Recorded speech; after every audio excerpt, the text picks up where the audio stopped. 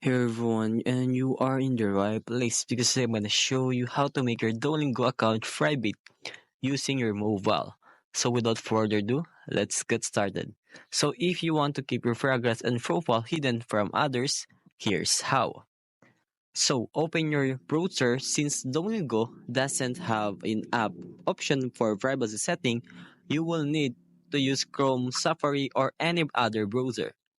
So just tap on your profile picture and after that tap on the settings at the top right corner.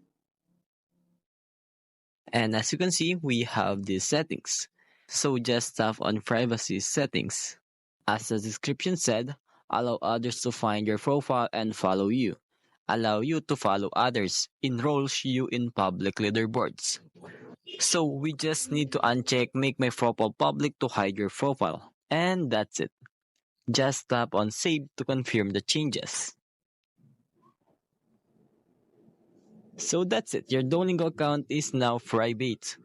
So if you have any issues, let us know. Thanks for watching and take care.